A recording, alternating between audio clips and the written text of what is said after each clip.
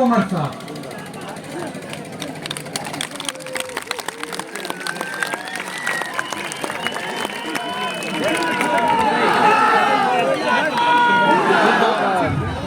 National conference के senior leader, आप सबके हरदिल अजीज, हमारे अनंतनाग रजौरी पुंछ से मेंबर पार्लियामेंट जनाब मियां अल्ताफ साहब, हमारे सीनियर साथी, मेरे साथ काबिना में उस वक्त वजीर और साबका MLA जनाब अब्दुल गनी मलिक साहब, हमारे यहाँ गुलाबगढ़ असेंबली हल्के से नेशनल कॉन्फ्रेंस और कांग्रेस के नामजद उम्मीदवार इंजीनियर खुर्शीद अहमद साहब,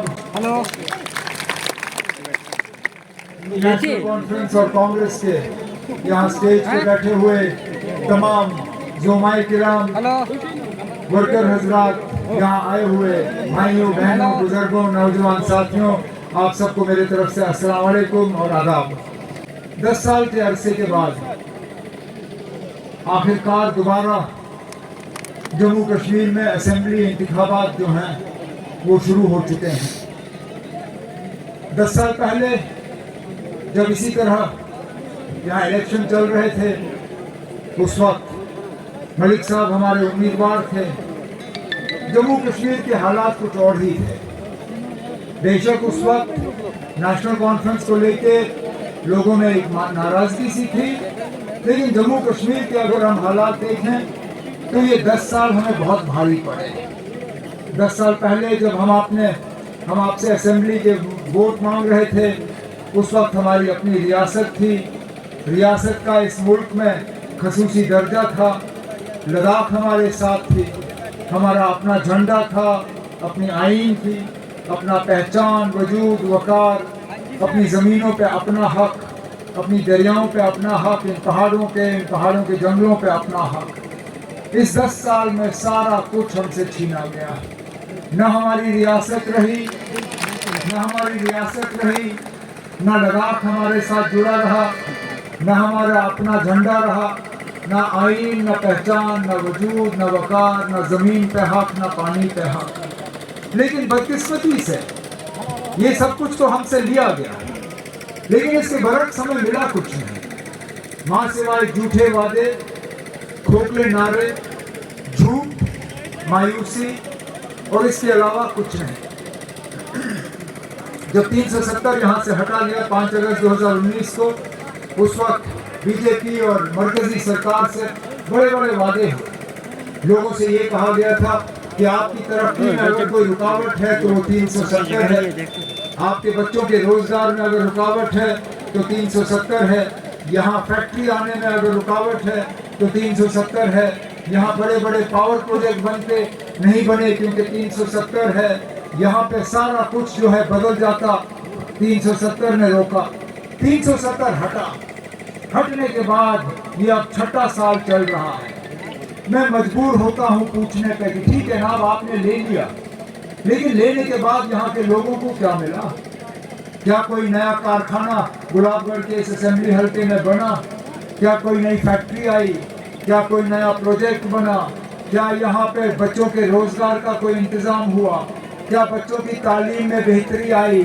हर लिहाज से अगर आप देखें तो हम पीछे गए, हर लिहाज से हम पिस गए। ये वो दूर दराज इलाके हैं जहाँ नेशनल कॉन्फ्रेंस की हुकूमत में हम मौके पे इसी तरह हेलीकॉप्टर उतार के DG साहब को भेजा करते थे, और वहाँ पे DG भर्ती का पुलिस में सिलसिला रहता था, वहाँ कैंप लगती थी, बच्चों का लाइन लगता था। हमने कहीं पे DG भर्ती नहीं देखी। हमने यहाँ पे सरकारी मुलाजमत नौजवानों को मिलते हुए नहीं देखा। हमने नेशनल कॉन्फ्रेंस ने अपने मंशूर में वादा किया है कि अगर आपके वोटों और आपकी दुआओं के नतीजे में 8 अक्टूबर के बाद हमारी हुकूमत बनी तो चंद दिनों के अंदर हम कम से कम 1 लाख नौजवानों को सरकारी मुलाजमत लगाना शुरू करेंगे।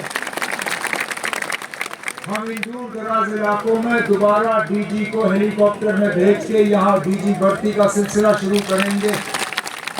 بڑی لڑائی ہم مرکز کے ساتھ 370 کے لیے لڑیں گے، اپنی ریاست کا درجہ واپس حاصل کرنے کے لیے لڑیں گے، لیکن جو روزمرہ کے ہمارے مطالبے ہیں، پریشانیاں ہیں، ان کا بھی ان پچھلے 8-10 سالوں میں علاج نہیں ہوا۔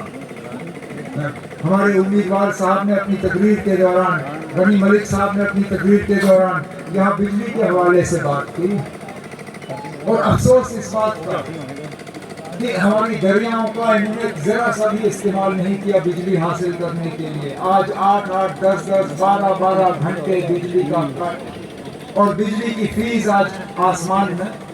میرے دور حکومت میں جب غنی ملک صاحب میرے ساتھ منسٹر تھے، جب میاں الطاف صاحب منسٹر تھے، مہینے کا بجلی کا بل 150 200 250 روپے مہینہ، اس سے زیادہ نہیں۔ آج بدقسمتی سے ان تمام کٹس کے باوجود بجلی کا بل ان دیہات کے علاقوں میں کم سے کم مہینے کا آپ کا 1650 روپے ہے۔ آمدنی آپ کی 1500 ہوگی، آمدنی 1500 ہوگی، لیکن بجلی کا بل جو ہے 1650 روپے سے کم نہیں۔ ہم نے اپنے منشور میں آپ سے وعدہ کیا ہے کہ اس بوجھ کو کم کرنے کے لیے، اس دباؤ کو کم کرنے کے لیے انشاءاللہ ہم 200 یونٹ مفت بجلی آپ کو فراہم کرنا شروع کریں گے، تاکہ کم از کم یہ جو بجلی کا خرچہ آپ کے اوپر ہو اس کو ہم کم کر سکیں۔ یہاں پہ روزگار کے حوالے سے میں نے بات کی، بجلی کے حوالے سے بات کی، صحت کا نظام بگڑا ہوا ہے، ہم نے دوبارہ ہسپتال اپنے قائم کرنے ہیں۔ یہاں پہ غنی ملک صاحب نے سڑک کے ساتھ جو ہے شپیاں کے ساتھ اس علاقے کو جوڑنے، جمال ہاجی پورہ کے ساتھ جوڑنے کی بات کی، اور انشاءاللہ اس پروجیکٹ کو بھی ہم دلی سے منظوری دلوا کے اس پہ جو ہے کام جلدی سے کروا کے اس کو ہم مکمل کروائیں گے۔ اسی طرح اگر ہم راشن کی بات کریں، مجھے اپنا دور یاد ہے جب یہاں راشن کارڈ کے ذریعے مٹی کا تیل آپ کو فراہم کیا جاتا تھا، جب راشن کارڈ کے ذریعے آپ کو چینی دی جاتی تھی، جب راشن کارڈ کے ذریعے راشن کا اسکیل اتنا ہوتا تھا کہ اس سے آپ کا گزارا ہو جاتا تھا۔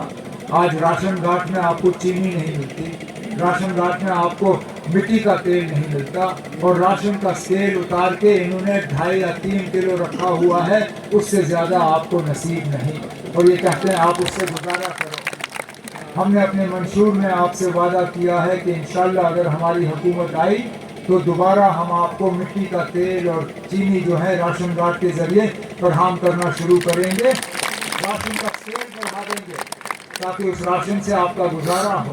اسی طرح وزیر اعظم صاحب، یہ جو بی جے پی کا یہاں ڈنڈورا پیٹتے ہیں لوگ، جو آزاد امیدوار بی جے پی کی مدد کرنے کے لیے میدان میں اترے ہوئے ہیں،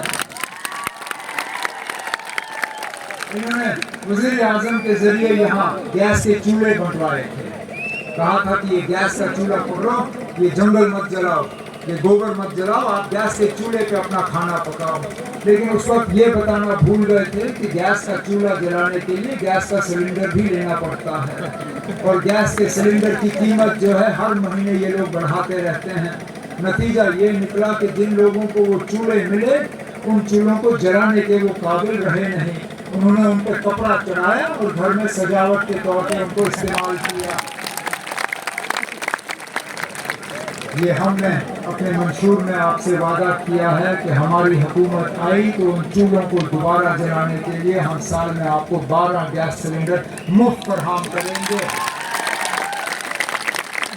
یہ کوئی آزاد امیدوار نہیں کر سکتا آپ کے لیے، یہ بی جے پی والے بھی نہیں کریں گے، کیونکہ ان کے ارادے جموں کشمیر کے لیے ٹھیک نہیں ہیں۔ انہوں نے یہاں ہماری بھلائی اور ہماری بہتری کے لیے کچھ نہیں سوچا ہے۔ یہاں ہمارے گجر بکروال بھائی بیٹھے ہیں، فارسٹ رائٹ ایکٹ کے تحت ان جنگلوں کا پہلا حق آپ کا تھا، لیکن ان لوگوں نے آپ کو اس حق سے محروم رکھا۔ میں آپ کو یقین دلاتا ہوں کہ ہماری حکومت آئی تو فارسٹ رائٹ ایکٹ کے تحت پہلا حق ان جنگلوں پہ آپ کا ہوگا، پھر کسی اور کا ہوگا۔ اسی طرح جوانوں کی تعلیم کو لے کے ہم بات کریں، وراثت میں ہمیں شیر کشمیر شیخ محمد عبداللہ سے اگر کچھ ملا تو بچوں کے لیے مفت تعلیم کا نظام ملا تھا، لیکن بدقسمتی سے ان لوگوں نے ایک ایک کر کے اس کو جو ہے ختم کیا۔ ہم نے اپنے منشور میں یہاں کے بچیوں سے وعدہ کیا ہے کہ انشاءاللہ آپ کے ووٹوں کے نتیجے اگر ہماری حکومت بنی تو اسکول سے لے کے یونیورسٹی تک ہم بچوں کو مفت تعلیم فراہم کریں گے تاکہ یہ بچے بھی کل کو جا کے باقی ملک میں مقابلہ، چاہے وہ بجلی کے لیے ہو، سڑک کے لیے ہو، ریل کے لیے ہو، پاور کے لیے ہو، ان پروجیکٹوں میں سب سے پہلے اگر کسی کو روزگار ملے گا وہ ہمارے نوجوانوں کو ملے گا، اس کے بعد کسی باہر والے کو ہم دیکھ لیں گے۔ لیکن یہ سب تب ممکن ہوگا اگر کہ ہم اپنے ووٹ کا صحیح استعمال کریں۔ آپ لوگوں نے پارلیمنٹ کے الیکشن میں دکھایا کہ بی جے پی کو کس طرح ہرایا جا سکتا ہے۔ اس وقت آپ نے 50,000 ووٹ جو ہیں وہ کانگریس نیشنل کانفرنس کا جو مشترکہ امیدوار تھا ان کے حق میں دلوائے۔ میں چاہتا ہوں کہ اس الیکشن میں بھی ہمارے جو انجینئر صاحب یہاں ہمارے امیدوار ہیں وہ بھی اتنی ہی بڑی مارجن سے یہاں سے کامیاب ہو کے جائیں تاکہ کل کو دوبارہ ہماری حکومت بنے، اور انشاءاللہ اس حکومت میں جناب غنی ملک صاحب کو بھی ہم اچھا سا درجہ دیں تاکہ وہ بھی